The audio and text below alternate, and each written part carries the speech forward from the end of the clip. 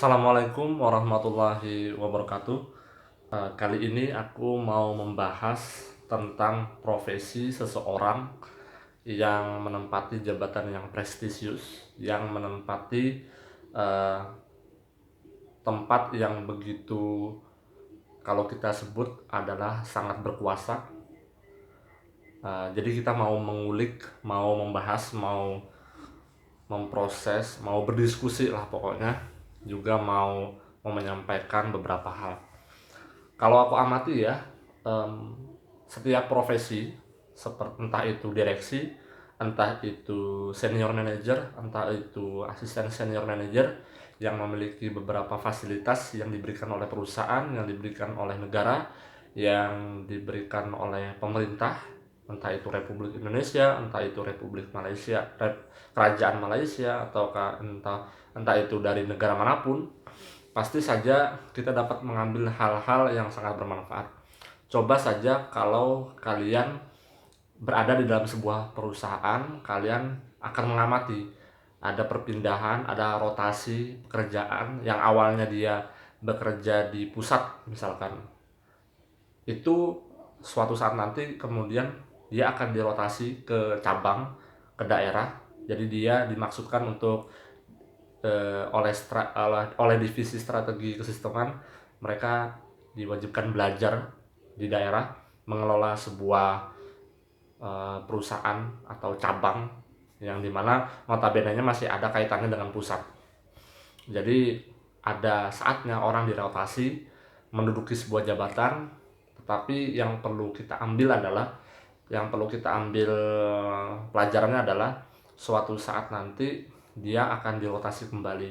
Hal itu sangat sangat dominan ya, sangat sering terjadi di perusahaan manapun, dan itu tujuannya adalah untuk merefresh, menambah referensi, pengalaman, pengetahuan seseorang tersebut agar tidak hanya berkutat dalam satu bidang aja.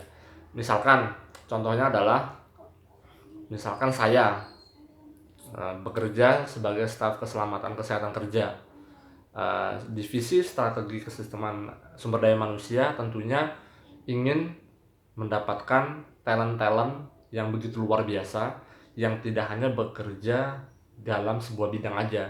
Misalkan saya ketiga, tapi perusahaan menginginkan cadangan atau orang-orang yang bisa berkompeten, yang pokoknya kompeten di bidang yang lain contohnya. Jadi aku ditugaskan di bidang keuangan untuk mempelajari keuangan, bisa juga ditugaskan di bidang operasional, komersial, jadi aku bisa belajar. Jadi ketika sudah setahun 2 tahun di sana, dikembalikan lagi di posisi awal, yaitu di keselamatan kerja. Jadi aku mengumpulkan 2 poin, yaitu entah itu keuangan dan keselamatan kesehatan kerja, atau juga operasional komersial dengan keselamatan kesehatan kerja. Poinnya adalah ketika seseorang itu ditambahkan informasi atau pekerjaan yang lebih dari 2 atau lebih dari 3, itu otomatis akan memperkaya pola pikirnya dia. Dia juga belajar tentang kepemimpinan, leadership, juga belajar tentang organisasi yang baik itu seperti apa cara pengelolaannya. Namun yang perlu digarisbawahi adalah ketika ada seseorang yang jabatannya sudah tinggi, yang aku harapkan adalah jangan sampai mencintai sebuah pekerjaan terlalu dalam, sampai hal tersebut yang bersifat duniawi masuk ke dalam hati. Itu jangan sampai, karena kalau sudah masuk ke dalam hati itu sangat susah keluarnya.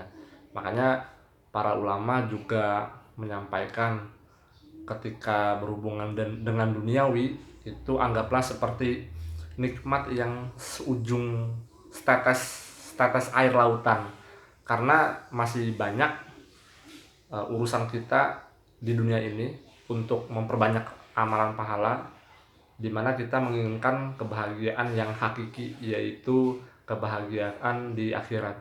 Jadi apabila berurusan dengan seseorang yang sifatnya duniawi saja, yang itu bersifat sementara, itu jangan sampai kita mencintai terlalu dalam, jangan sampai kita mencintai duniawi itu terlalu terlalu dalam sampai masuk ke hati. Jadi dunia jangan sampai masuk ke hati. Dunia itu cukup di genggaman tangan aja. Jadi sewaktu-waktu apabila dirotasi, hilang jabatan, itu kita tidak merasa kecewa karena kita masih berpegangan kepada Allah, juga kepada ajaran-ajaran yang diberikan oleh Nabi Muhammad SAW. Jadi begitu. Karena aku banyak melihat di sebuah perusahaan ada yang begitu mencintai pekerjaannya sampai-sampai ketika dipindah dia merasa down, dia merasa tidak enak, akhirnya dia kualitas pekerjaannya semakin menurun. Memang banyak faktor terkait hal tersebut, namun poinnya adalah yang mau aku sampaikan, ketika berhadapan dengan dunia itu jangan sampai masuk ke dalam hati. Dunia itu cukup di genggaman tangan saja, karena tugas kita sebagai manusia itu adalah khalifatul fil ard. Kita minimal memimpin diri sendiri supaya jauh dari kubangan maksiat.